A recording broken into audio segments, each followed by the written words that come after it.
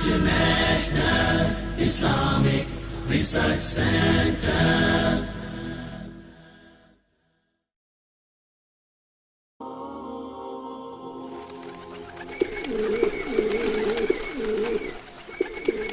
وَإِذَا سَأَلَكَ عِبَادِي عَنِّي فَإِنِّي قَرِيبٌ أُجِيبُ دَعْوَةَ الدَّاعِ إِذَا دَعَانِ.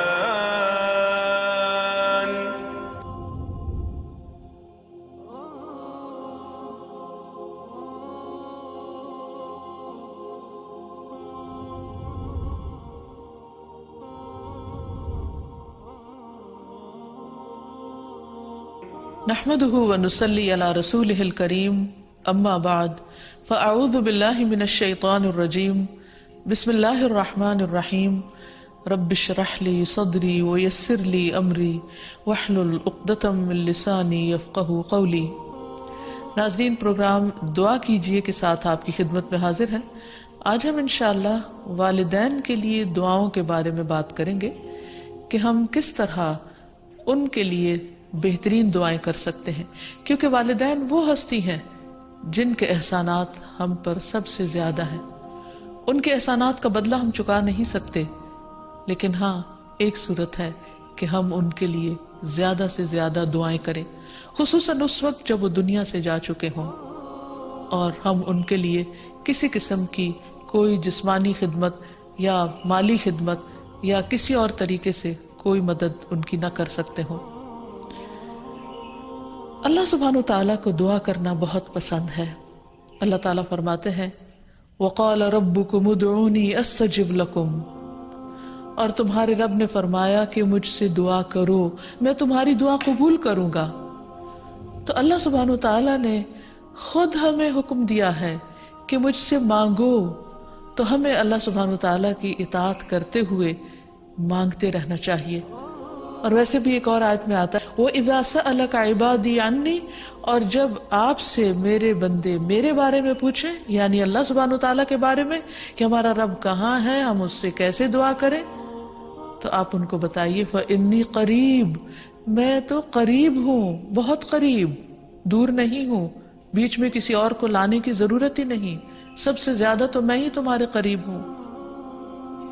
اجیب دعوت الداعی اذا دعانی، میں پکارنے والے کی پکار کا جواب دیتا ہوں جب بھی وہ مجھے پکارتا ہے. دن کو پکارتا ہے یا رات کو پکارتا ہے، غم میں پکارتا ہے یا غصے میں پکارتا ہے، بھوک میں پکارتا ہے یا بیماری میں پکارتا ہے، جب بھی پکارتا ہے میں اس کی پکار سنتا ہوں. تب اس کو کیا چاہیے کہ فَلْيَسْتَجِيبُوا لِي، چاہیے کہ وہ بھی میری بات مانے. یعنی اگر وہ چاہتے ہیں کہ ان کی دعائیں سنی جائیں تو انہیں میری اطاعت کرنی چاہیے. وَلْيُؤْمِنُوا بِي، اور چاہیے کہ مجھ پر ایمان لائیں، مجھ پر اعتماد کریں، مجھے اپنا رب مان لیں. لَعَلَّهُمْ يَرْشُدُونَ، شاید کہ وہ سیدھی راہ پائیں، ان کو صحیح راستہ مل جائے. ہوتا یہ ہے کہ جب انسان کی زندگی میں کوئی مشکل آتی ہے تو اس کے پیچھے کوئی مقصد ہوتا ہے، کوئی حکمت ہوتی ہے. اللہ سبحانہ وتعالیٰ اپنے بندے کو اپنے اور قریب کرنا چاہتا ہے، اس لیے وہ اس کو کسی نہ کسی ایسے دکھ، تکلیف یا پریشانی میں مبتلا کر دیتا ہے تاکہ بندہ اپنے رب کی طرف رجوع کرے، اس مشکل پر صبر کر کے اجر پائے، اللہ تعالیٰ کی طرف رجوع کر کے اور زیادہ دعا مانگے، کیونکہ دعا عبادت ہے. الدعاء هو العبادہ، اللہ سبحانہ وتعالیٰ کے نزدیک نہایت پسندیدہ. اس لیے ہمیں کثرت سے پکارتے رہنا چاہیے، اور جب بھی ہم دعا مانگیں تو اس سے پہلے اللہ تعالیٰ کی حمد و ثنا ضرور بیان کریں. ایک حدیث میں آتا ہے عبداللہ بن مسعود رضی اللہ عنہ کہتے ہیں کہ میں نماز پڑھ رہا تھا اور نبی صلی اللہ علیہ وسلم، ابو بکر اور عمر ایک ساتھ تھے. جب میں بیٹھا تو اللہ تعالیٰ کی حمد و ثنا بیان کی، پھر نبی صلی اللہ علیہ وسلم پر درود بھیجا، پھر اپنے لیے دعا کی تو نبی صلی اللہ علیہ وسلم نے فرمایا مانگو عطا کیا جائے گا، مانگو عطا کیا جائے گا. تو اس سے پتہ یہ چلتا ہے کہ دعا سے پہلے اللہ تعالیٰ کی حمد و ثنا بیان کرنا ضروری ہے. اللہ تعالیٰ کی حمد و ثنا کے بے پناہ کلمات ہیں، لیکن آج ہم ان کلمات میں سے ایک کلمہ جو اللہ تعالیٰ کو بے حد محبوب ہے وہ آپ کو بتاتے ہیں، جو نماز کے آغاز میں بھی پڑھا جاتا ہے اور نماز کے علاوہ بھی اگر اللہ تعالیٰ کی حمد و ثنا کرنا ہو تو اس دعا کو پڑھ سکتے ہیں. سبحانک اللہم و بحمدک و تبارک اسمک و تعالی جدک و لا الہ غیرک. اے اللہ تو پاک ہے اپنی تعریف کے ساتھ، تیرا نام بڑا ہی برکت والا ہے، تیری بزرگی بلند و برتر ہے، تیرے علاوہ کوئی بھی الہ نہیں ہے.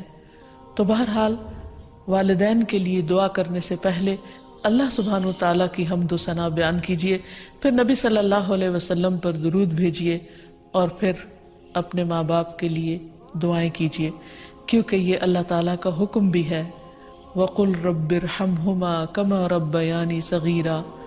اور آپ کہہ دیجئے اے میرے رب ان دونوں پر رحم کیجئے، یعنی والد پر بھی اور والدہ پر بھی، جیسے انہوں نے مجھے چھوٹا سا پالا تھا، بچپن میں پالا تھا، جب میں نہ خود کھا سکتا تھا نہ پی سکتا تھا اور نہ خود اپنے آپ کو صاف کر سکتا تھا، تو انہوں نے دن رات بغیر کسی وقفے کے میری خدمت کی. تو اے رب اب جب کہ وہ بڑے ہو گئے ہیں، وہ تیری رحمت کے محتاج ہیں، تو ان پر رحمت فرما اور ان کی مشکلات آسان فرما. پھر اسی طرح والدین اگر زندہ ہوں تو بھی دعا کی جائے، اور اگر وہ فوت ہو جائیں تو وہ اور بھی زیادہ دعاؤں کے مستحق ہو جاتے ہیں. جب برزخ میں والدین کا درجہ بڑھا دیا جاتا ہے، یعنی بلند کیا جاتا ہے، تو وہ پوچھتے ہیں کہ ہمیں درجے کی یہ بلندی کیوں کر حاصل ہوئی؟ تو انہیں بتایا جاتا ہے کہ یہ تمہاری اولاد کی دعا کی وجہ سے. ویسے بھی جب انسان فوت ہو جاتا ہے تو اس کے اپنے عمل کا سلسلہ ختم ہو جاتا ہے. 3 چیزیں مرنے کے بعد بھی فائدہ دیتی ہیں، جن میں سے ایک صدقہ جاریہ ہے، دوسرے ایسا علم جو انسان اپنے پیچھے چھوڑ جائے جس سے لوگ فائدہ اٹھائیں، اور تیسرے ولد صالح یدعو لہ، نیک اولاد جو اپنے والدین کے لیے دعائیں کرے، یعنی بیٹے کی دعا یا بچوں کی دعا اپنے والدین کے حق میں قبول ہوتی ہے. اس لیے خوب خوب دعائیں کرنی چاہیے.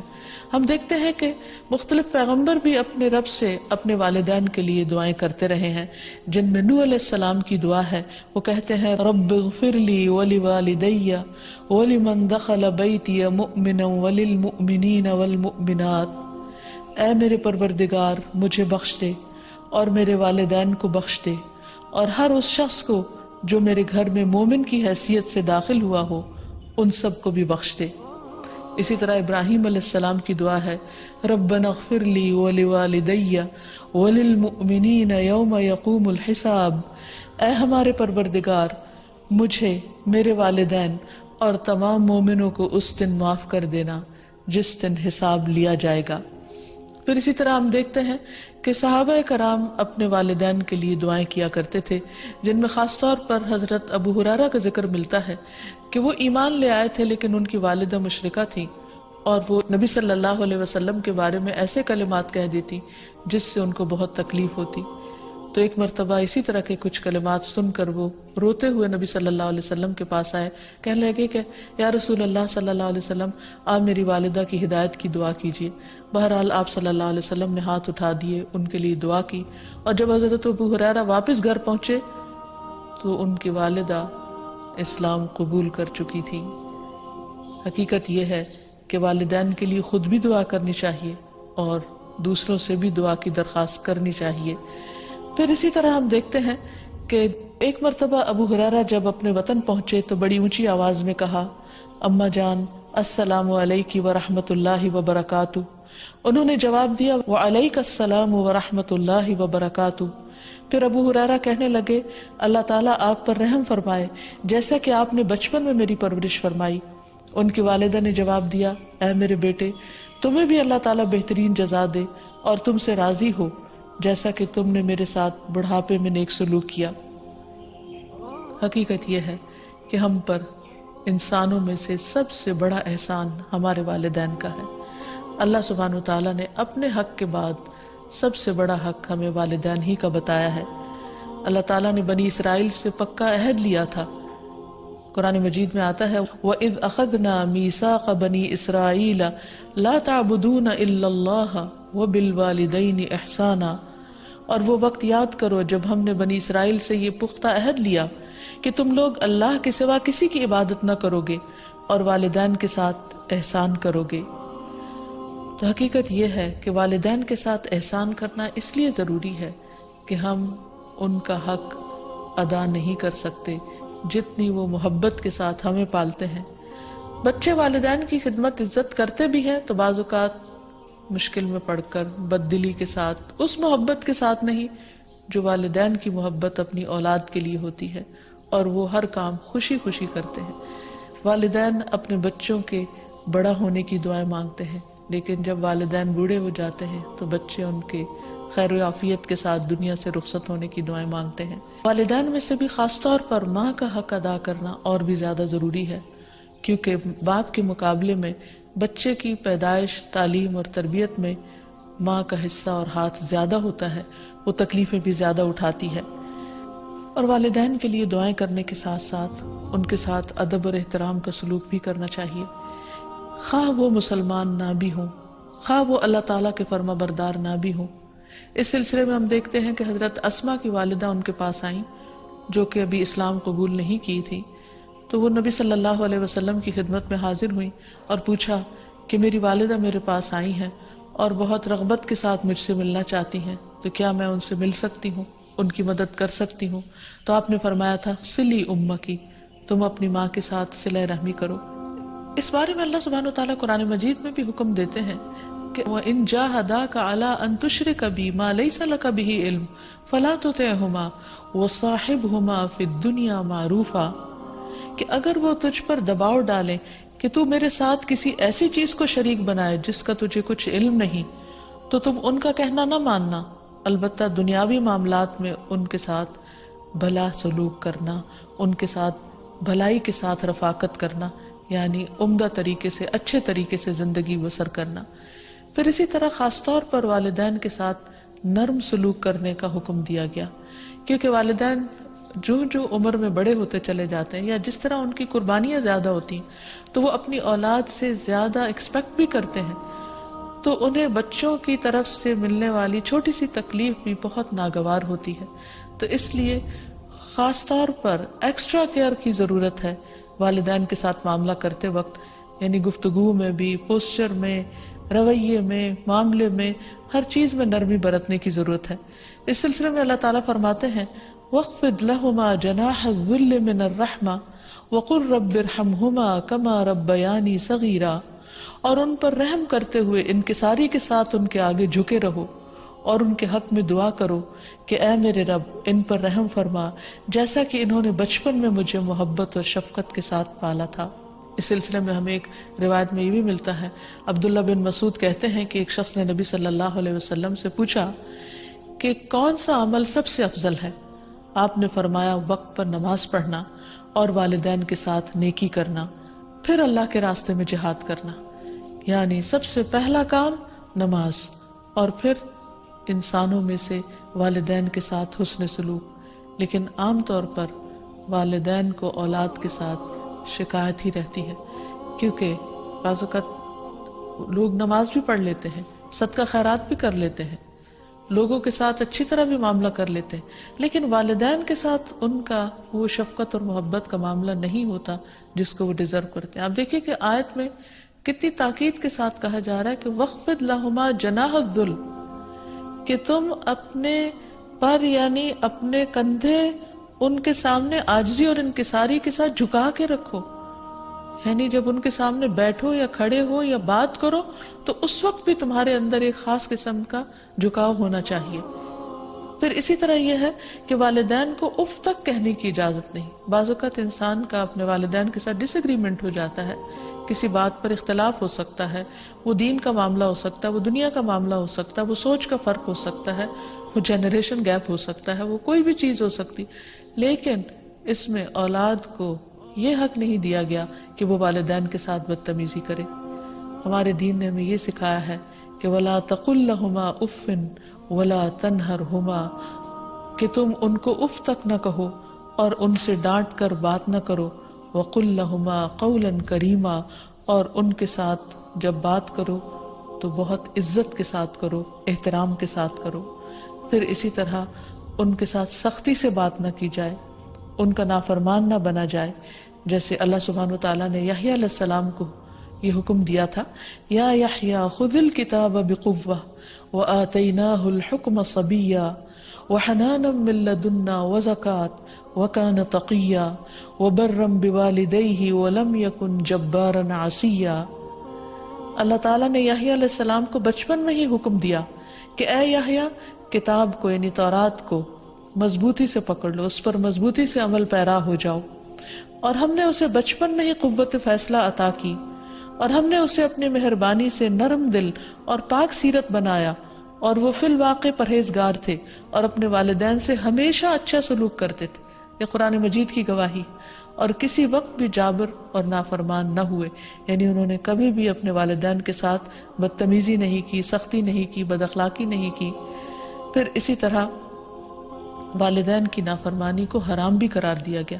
حدیث میں آتا ہے کہ ان اللہ حرم علیکم حقوق الامہات، اللہ نے تم پر ماؤں کی نافرمانی کو حرام قرار دیا ہے. پھر اسی طرح ایک اور حدیث میں آتا ہے کہ اللہ تعالیٰ کی رضامندی باپ کی رضامندی میں ہے، اور اللہ کی ناراضگی باپ کی ناراضگی میں ہے. اس لیے والد کا حق ادا کرنا بھی ماں کے ساتھ ساتھ بہت ضروری ہے، اور والدین کا حق ادا نہ کرنا کبیرہ گناہوں میں شمار ہوتا ہے. اور کبیرہ گناہ وہ ہیں کہ جن پر اگر انسان توبہ کیے بغیر مر گیا تو قیامت کے دن سخت پکڑ ہوگی. اور اسی طرح والدین کو رلانا بھی کبیرہ گناہ ہے، ان کو گالی دینا کبیرہ گناہ ہے. پھر اسی طرح والدین تو وہ ہستی ہیں کہ جن کے لیے دعاؤں کے ساتھ ساتھ ان کی طرف سے صدقہ خیرات کرنا بھی خصوصاً ان کے زندگی کے بعد بہت فائدہ مند ہے. انسان کو اگر زندگی میں کچھ مشکل پیش آئے، اپنے بچوں کی طرف سے کوئی پریشانی ہو، یا اپنی صحت کی طرف سے، یا کاروبار اور روزگار میں اگر کوئی پریشانی ہو، تو اس وقت انسان کو اپنے والدین کے ساتھ حسن سلوک کرنا چاہیے. یہ ان نیکیوں میں سے ہے جس کی وجہ سے انسان کی مشکل بہت جلد حل ہو جاتی ہے. اور خصوصاً صدقہ دیتے وقت والدین کی طرف سے یعنی ان کو ثواب پہنچانے کی نیت سے صدقہ کیا جائے. اس سلسلے میں ہم دیکھتے ہیں ایک آدمی نے نبی صلی اللہ علیہ وسلم سے عرض کیا، میرے والد فوت ہو گئے ہیں اور انہوں نے مال چھوڑا ہے لیکن وصیت نہیں کی، تو کیا میں ان کی طرف سے صدقہ کروں تو ان کے گناہ معاف کر دیے جائیں گے؟ آپ نے فرمایا ہاں. اسی طرح حضرت عائشہ سے روایت ہے کہ ایک آدمی نبی صلی اللہ علیہ وسلم کے پاس آیا اور عرض کی کہ یا رسول اللہ، میری والدہ بغیر وصیت کے فوت ہو گئی ہیں، اور میرا گمان ہے کہ اگر وہ بات کرتی تو صدقہ کرتی، اگر میں ان کی طرف سے صدقہ کروں تو کیا ان کو اجر ملے گا؟ آپ نے فرمایا کہ ہاں. پھر اسی طرح والدین کے اگر روزے رہتے ہوں تو ان کے قضا روزے ادا کیے جا سکتے ہیں. اگر وہ حج نہ کر پائے ہوں تو ان کی طرف سے حج بدل کیا جا سکتا ہے، یہ ان کے لیے ایک بہت بڑا احسان ہوگا. پھر اسی طرح ان کی نظر پوری کی جا سکتی ہے کہ اگر انہوں نے زندگی میں کسی سے کوئی وعدہ کیا ہو اور وہ اسے پورا نہ کر سکے ہوں، اللہ تعالیٰ کے لیے کوئی نظر مانی ہو اور اسے پورا نہ کر سکے ہوں، تو اس کو ادا کر دیا جائے. تو خلاصہ یہ ہے کہ انسان اپنے والدین کے ساتھ جو احسان کر سکتا ہے اس میں جب وہ زندہ ہوں تو ان کا دل خوش کرے، ان کی خدمت کرے، ان پر اپنا مال خرچ کرے، ان کی اطاعت اور فرما برداری کرے، خواہ وہ اللہ کے فرما بردار ہوں یا نہ ہوں، ان کے ساتھ حسن سلوک کرتا رہے. جب وہ فوت ہو جائے تو ان کی طرف سے صدقہ خیرات کرے، والدین کے دوستوں کے ساتھ حسن سلوک کرے، اور اس کے ساتھ ساتھ ان کے لیے خوب خوب دعائیں کرے. اور خصوصاً یہ مختصر سی دعا جو اللہ سبحانہ وتعالیٰ نے خود حکم دیا ہے کرنے کو، رب ارحمہما کما ربیانی صغیرا، اس دعا کی خوب خوب تکرار کرے اور ان کی بخشش کی بھی دعا کرے. اور آخر میں ہم سب دعا کرتے ہیں اپنے والدین کے لیے کہ اللہ تعالیٰ ان پر اپنی رحمتیں فرمائے اور ان کو اپنا پسندیدہ بنا لے، اور اگر وہ دنیا سے جا چکے ہیں تو انہیں جنت میں اعلیٰ مقامات عطا فرمائے. وآخر دعوانا ان الحمد للہ رب العالمین.